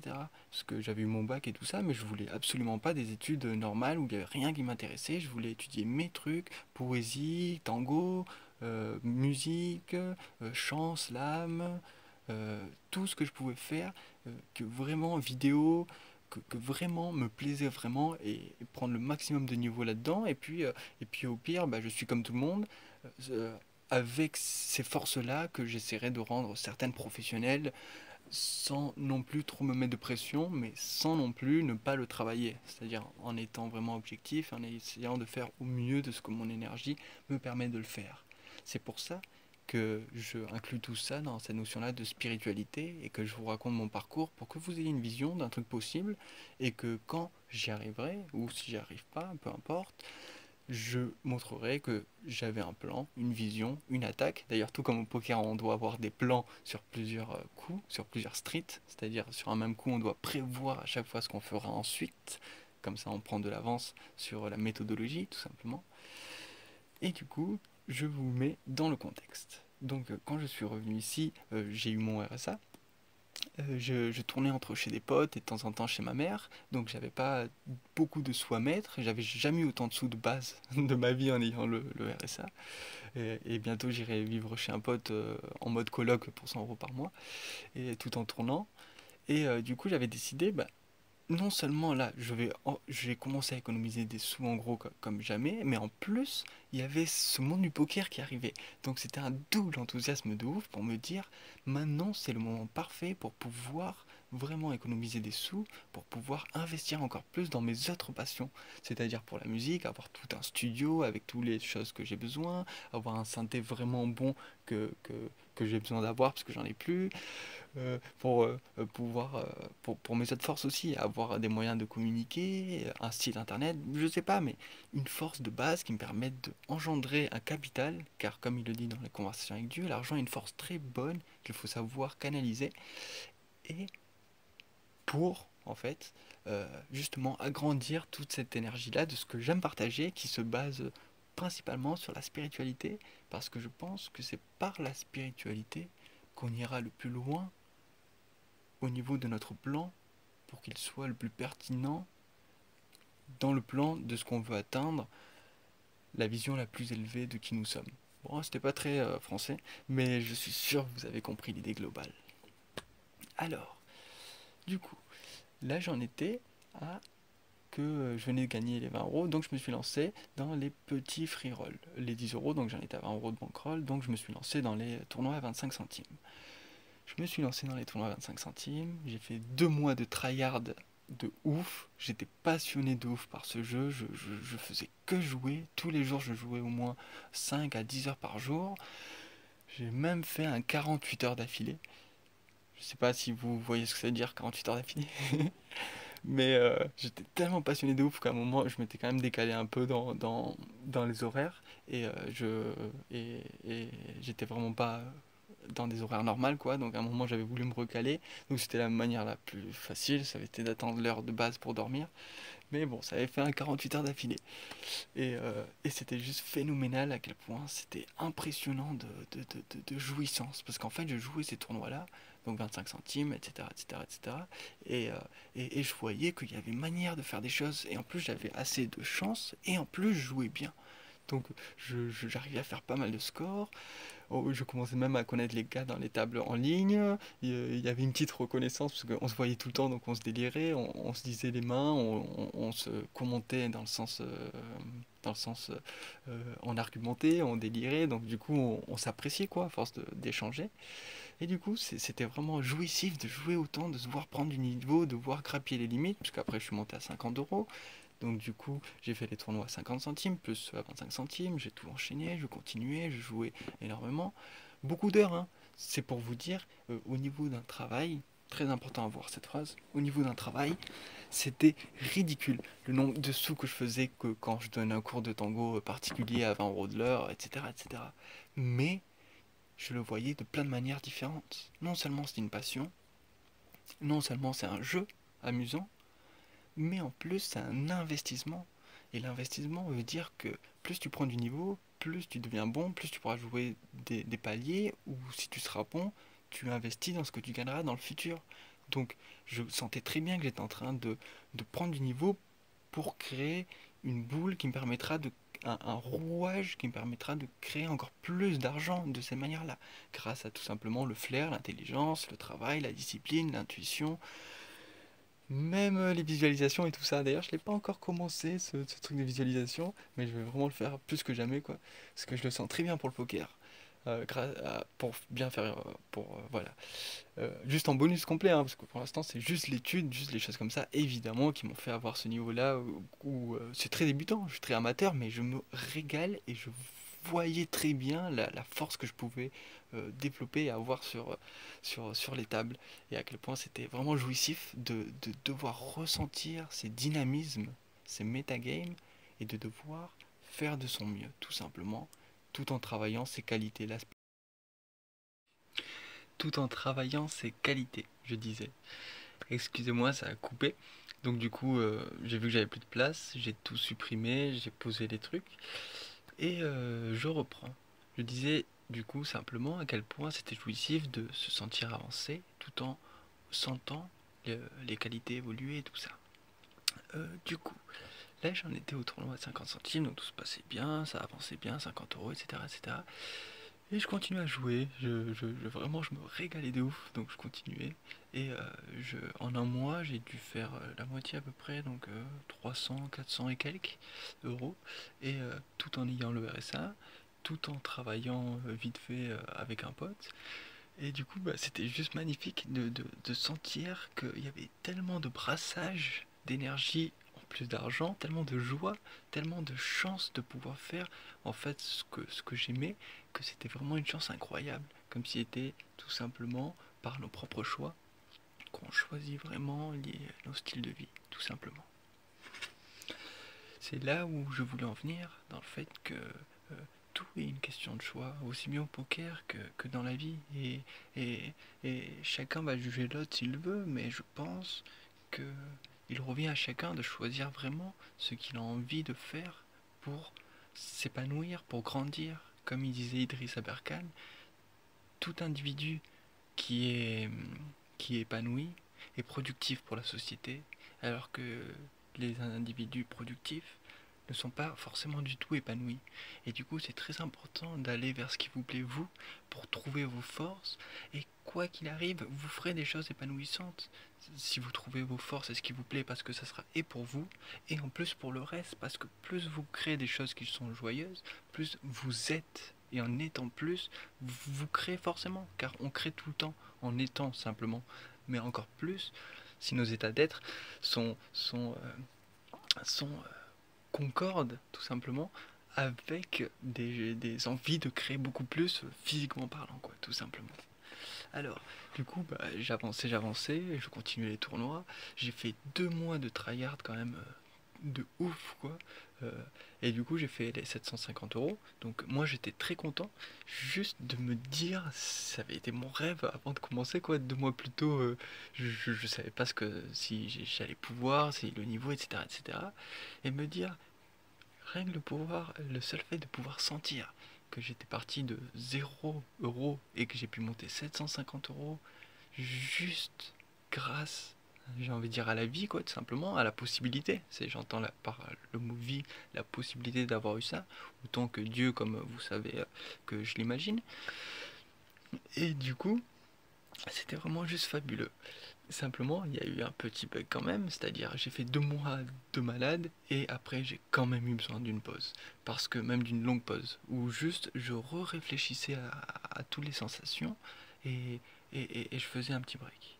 Parce que je sentais que si je continuais quand même à ce rythme-là de fou furieux, trop, et bien du coup j'allais pouvoir faire une petite overdose, on va dire, un peu comme avec les cornichons il y a un temps. C'est-à-dire que j'en avais trop mangé quand j'étais petit, trop d'un coup, et depuis bah, plus jamais j'ai aimé les cornichons.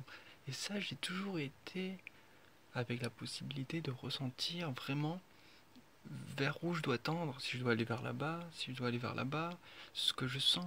Et là, ma pause ne signifiait rien en rien pour moi que j'arrêtais.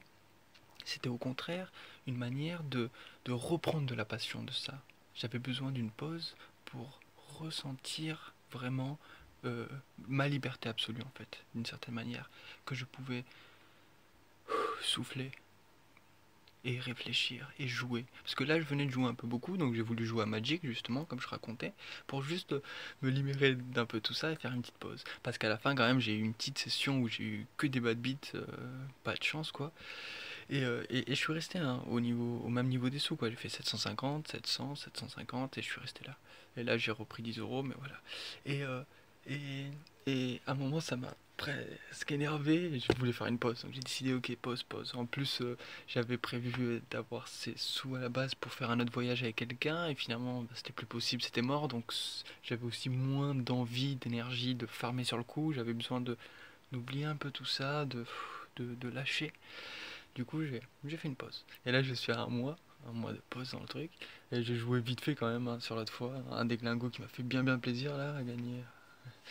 Et voilà. Et, euh, et du coup, j'étais vraiment super ravi.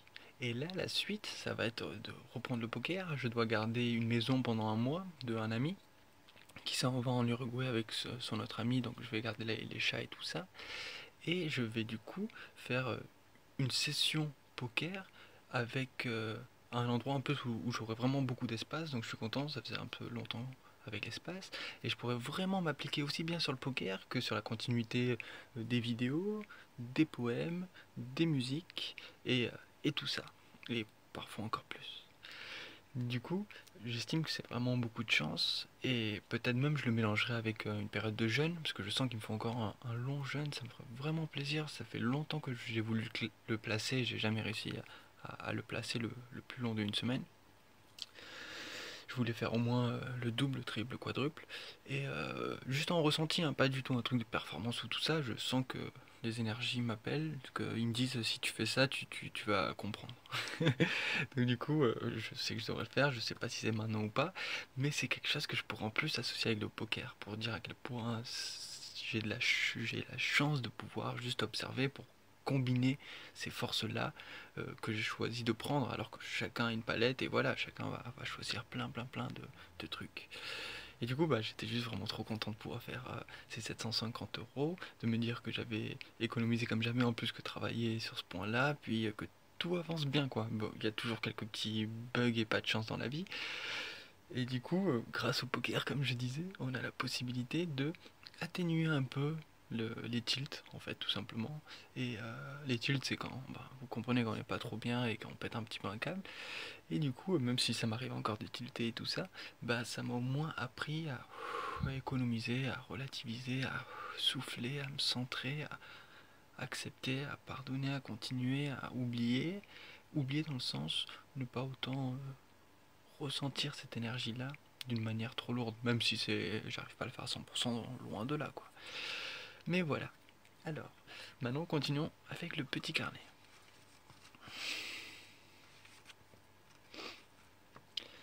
C'est vrai qu'il y avait cette sensation de machine de guerre qui a sa force. De nos jours, on peut voir l'image machine de guerre comme vraiment très péjorative, je comprends bien sûr, mais c'est une note que je veux dire moi. C'est cette sensation d'être, oui, remplaçons machine de guerre par un dieu, tout simplement. Quand tu sens que tu es dans ton truc et que tu avances très bien, comme tu es sur ta slackline, ta corde, et que tu avances, et que tu fais des sauts dessus sur ta corde, et qui rebondit, bah, tu sens vraiment cette sensation d'unité, cette sensation de puissance, de je peux le faire, c'est incroyable. Et en plus, la sensation est trop cool. Donc, quand on est dans des disciplines et qu'on a cette sensation vraiment d'être une machine de guerre, dans le sens un dieu, dans le sens on le fait le moins d'erreurs possible, on est le plus précis possible, on est subtil, on est intransigeant, on est, vous voyez, ce genre de qualité-là, et bien après, on a le bonus de pouvoir les utiliser pour bien sûr énormément d'autres passions. C'est ces mêmes forces-là qui vont être très fortes. Moi, je disais souvent, écrire un poème, pour moi, c'était comme jouer une partie d'échecs avec n'importe quoi, l'univers, Dieu, n'importe quoi. C'est-à-dire, c'est un jeu d'énergie. C'est pareil, composer une musique, c'est un jeu d'énergie qui demande certains états d'esprit, certaines forces pour pouvoir justement aller vers là où on veut. Donc là, il y avait le passage des CAD, des conversations avec Dieu, du chapitre 12, du coup, où je vous lis le début parce que c'est par rapport à la vision professionnelle, en fait, que chacun observe et Neil lui pose une question, du coup. Il lui dit, pourquoi est-ce que je ne peux pas faire ce que je veux vraiment dans la vie tout en la gagnant? Quoi? Tu veux dire que tu veux vraiment avoir du plaisir dans la vie tout en gagnant ton pain? Tu rêves, mon coco. Qu'est-ce que? Répond-il. Je plaisante, je fais un peu de télépathie, c'est tout. Tu vois, c'est ce que tu penses là-dessus. Et il répond, c'est l'expérience que j'ai vécue jusqu'ici. Oui, eh bien, nous en avons parlé un certain nombre de fois. Les gens qui gagnent leur vie à faire ce qu'ils aiment sont ceux qui insistent pour le faire. Ils n'abandonnent pas, ils ne cèdent jamais. Ils mettent la vie au défi de ne pas les laisser faire ce qu'ils aiment. Mais il y a un autre élément à soulever, celui que la plupart des gens ne voient pas lorsqu'ils essaient de comprendre les questions du travail. Qu'est-ce que c'est? Il y a une différence entre être et faire, et la plupart des gens ont mis l'accent sur le faire. Ils ne devraient pas. Il n'y a ni obligation ni interdiction, il n'y a que ce que tu choisis et comment tu peux l'avoir. Si tu choisis la paix, la joie et l'amour, tu n'en tireras pas beaucoup de ce que tu fais. Si tu choisis le bonheur et le contentement, tu en trouveras peu sur la voie du faire. Si tu choisis la réunion avec Dieu, la connaissance suprême, la compréhension profonde, la compassion sans fin, la conscience totale, la plénitude absolue, tu n'en trouveras pas beaucoup à partir de ce que tu fais. Autrement dit, si tu choisis l'évolution, entre parenthèses l'évolution de ton âme, tu n'en produiras pas par les activités matérielles de ton corps. Faire est une fonction du corps. Être est une fonction de l'âme. Le corps est toujours en train de faire quelque chose. Chaque minute, chaque jour, il est en train de faire quelque chose. Il n'arrête jamais, il ne se repose jamais, il est constamment en train de faire quelque chose. Il le fait soit au nom de l'âme, soit contre l'âme. C'est la qualité de ta vie qui se trouve en jeu. L'âme est à jamais être. Elle est ce qu'elle est, peu importe ce que fait le corps, et non grâce à ce qu'il fait. Si tu crois que ta vie est centrée sur le faire, tu ne comprends pas ta raison d'être. Ton âme ne se soucie pas de ce que tu fais pour gagner ta vie, et quand ta vie sera finie, tu ne t'en soucieras pas non plus. Ce qui compte pour ton âme, c'est uniquement ce que tu es pendant que tu fais ce que tu fais. Peu importe quoi, ce que recherche l'âme, c'est un état d'être et non un état de faire. Qu'est-ce que l'âme cherche à être? Demande Neil. Moi. Je pourrais continuer, mais ça suffit jusque-là. Chapitre 12, tome 1. Cette question de l'être est vraiment fabuleuse, parce que dans ce chapitre-là, on voit que déjà on peut faire ce qu'on veut, quand on s'en donne vraiment les moyens, et que le vrai secret va résider sur non seulement le fait d'y croire et de continuer, mais sur le fait de venir depuis des sentiments d'être puissant. Et le poker, vous ne faites quasiment rien, vous êtes presque toujours juste là. De temps en temps c'est votre tour, la plupart des coups vous vous couchez, donc juste vous observez. Tout va se jouer sur le jeu des états, le jeu des observations, et quand c'est à votre tour de jouer, de faire le meilleur coup que vous avez la possibilité de réfléchir et de ressentir. Pour beaucoup de gens, ils vont jouer très vite, automatiquement, etc., etc.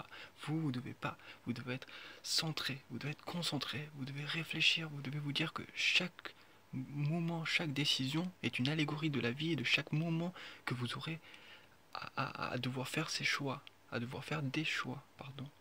Et plus vous vous entraînez à prendre les meilleurs choix quoi qu'il arrive, plus dans toutes les situations, même hormis poker, ces meilleurs choix seront habitués à être pris, on va dire, ou réfléchis ou entrepris ou ressentis, et chacun de ces ressentis, réfléchis et entrepris va être transposable et travaillable dans chacune des conditions de la vie, et beaucoup dans les relations personnelles, beaucoup dans les activités artistiques et beaucoup dans les sports, et je dirais les professions et tout ça.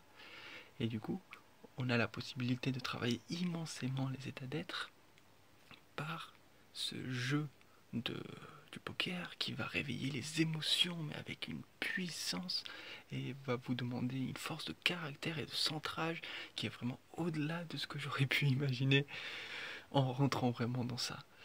Du coup, moi j'ai plein. Notre groupe de potes, c'est des geeks, quoi. Et pourtant, j'ai trouvé personne, quoi, que j'ai pu convaincre de jouer au poker. Donc je me suis demandé, mais.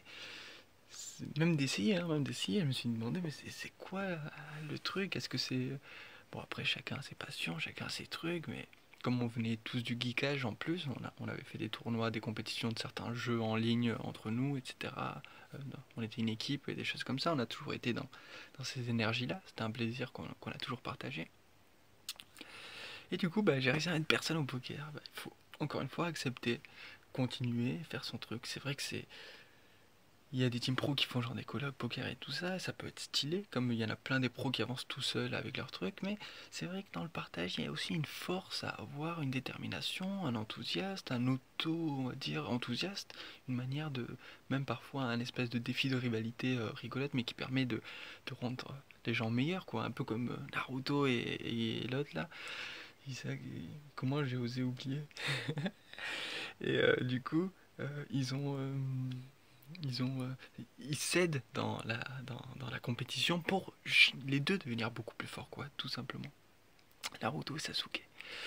Et, mais après, c'était juste une image symbolique, bien sûr, pour montrer que ces jeux-là d'énergie et de désir ensemble, comme il utiliserait le terme mutuel dans les CAD, de croître, encore plus dans les relations à longue, avec plus de temps. Là, je mélange certaines choses, mais juste pour vous dire que certaines choses se mélangent, a une force énorme pour la qualité et la possibilité de maturation de l'âme.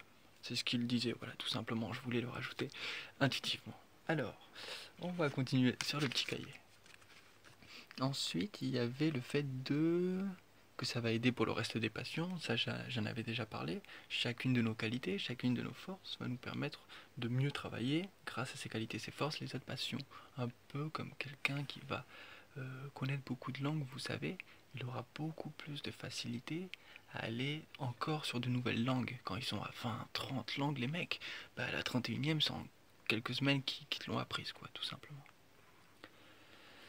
Vivre libre, c'était le pseudo d'un mec que j'avais croisé dans une table, là, une table qui va... Ah là là. C'était un Monster Stag, donc 1 ou 2 euros. 2 euros celui-là, je crois. Le premier gagnait 500 euros.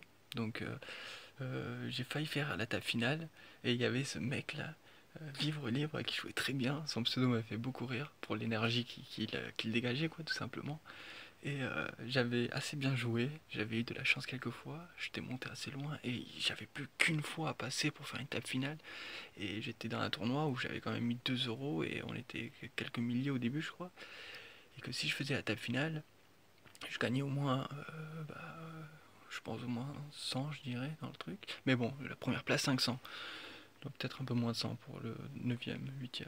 Mais en gros, j'aurais pu exploser littéralement ma courbe, quoi, tout simplement, qui était bonne en retour sur investissement. Et parce que sur internet, on peut avoir toutes les données de tous les joueurs comme ça. Et, et ça a été un des coups un petit peu dur, entre guillemets, mais que le poker fait tout le temps. C'est t'es si près du truc, tu le méritais tellement, entre guillemets, quoi, parce que là, ça avait été quand même très très bien joué. Et, et à la fin, t'as un truc qui domine complètement sa range. Je crois que je m'étais fait craquer une paire de rois contre un as quelque chose, donc j'avais plus de 70% de chance de gagner en coup pré-flop, et je perds celui-là, et du coup je sors direct. Et C'était énorme parce que ça montre. C'était juste un exemple hein, pour vous dire à quel point il faut juste tout accepter et continuer de faire. Hein. Ça m'a pas empêché de faire les 750 € parce qu'à force d'enchaîner, bah, je faisais plein de bonnes places quand même dans les autres tournois. Et du coup, ça, on voyait la montée, quoi, tout simplement. Mais ce mec, avec ce pseudo vivre libre, à ce moment-là du tournoi, où je pensais à tout ça, où j'aurais pu faire une explosion de 2 fois ma bankroll juste en un tournoi, quoi, qui valait même pas un je sais pas combien de ma bankroll, parce que je sais pas combien j'étais à ce moment-là. Et du coup, c'était juste merveilleux de ce balai d'émotions, ce balai de jeu, ce balai de espoir, de rêve, de combat, de adrénaline, d'ardeur, de acceptation, de humilité. Oh, c'est juste un bouquet de fleurs.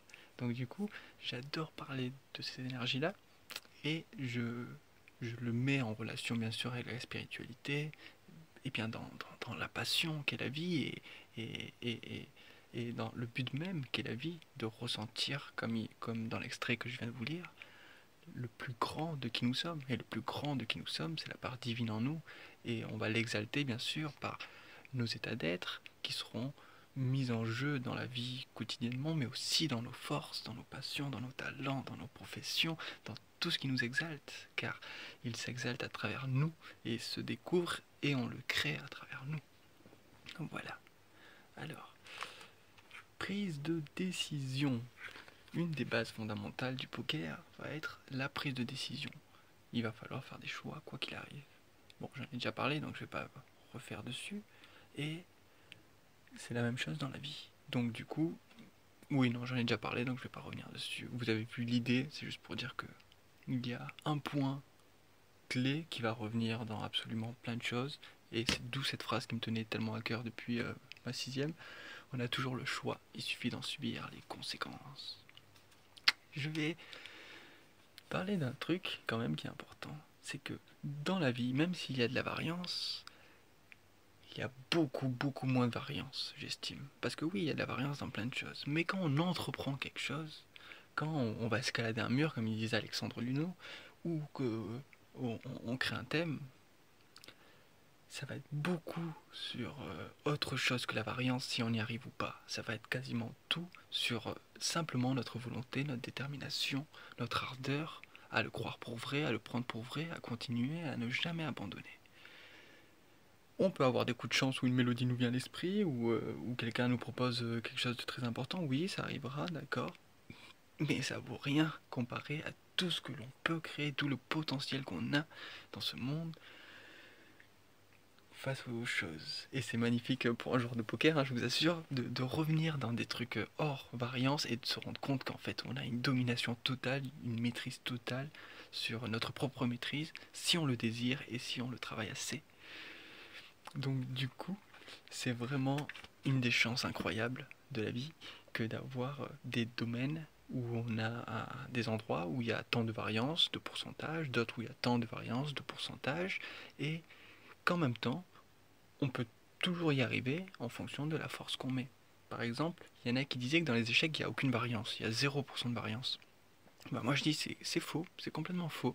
Moi qui y jouais, il y a des coups, tu les faisais, tu pouvais prévoir à 5 coups à l'avance, 8 coups à l'avance, mais parfois tu faisais des mouvements où tu n'avais pas calculé telle chose et tu te rends compte que par chance en fait, tu bloquais une potentielle attaque qu'il aurait pu faire là, mais que tu n'avais pas calculé.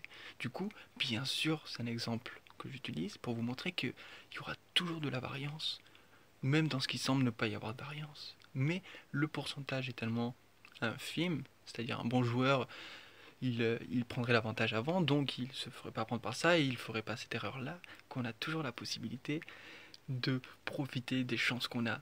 Donc, profiter aussi bien des sports, des forces, des passions où il n'y a pas de variance que celles où il y a un petit peu plus de variance. C'est comme ça, comme un athlète qui doit sauter avec la perche, là, raconté hein, par lui-même. Il disait, en plus c'est un joueur de poker, que, que juste avant de passer au JO, là, il avait une médaille d'argent, je crois. Et bien, il s'est entraîné pour passer son truc, quoi. Et que c'était passé 0 fois. Il n'arrivait jamais à passer son truc. Et que quand il est parti, avec le coup de sifflet départ, alors qu'il entendait derrière les gens qui huaient parce que l'autre avait pas hué, mais qui applaudissaient parce que l'autre avait réussi à faire son saut, et bien, avec toute la pression et tout ça, il s'est lancé et il a réussi à le faire. Et il disait bien que sur un pourcentage de choses qui nous arrivent de l'extérieur, aussi bien dans ces compétitions-là, eh bien, il y a souvent de la variance et qu'il faut non seulement faire de son mieux, mais en plus l'accepter et la prendre comme partie intégrante de nos résultats. Et plus on ne la maudit pas, mais on la bénit, et mieux on s'en porte parce qu'on bénit le tout et on ne sacrifie aucune partie comme j'ai pas de chance, c'est de la merde, c'est nul, etc., etc., que finalement on le prend comme une partie positive parce que nécessaire et qu'on préfère tout simplement ne pas s'apitoyer sur ce qui vient de nous arriver et être fier de garder ces émotions-là dans ces moments-là, parce qu'on sait si on les arrive à garder dans ces moments-là, on les gardera mieux dans d'autres moments de la vie où on aura vraiment vraiment besoin de les garder bien. Donc sur ce, je vous souhaite une excellente journée et à la prochaine. Bye bye.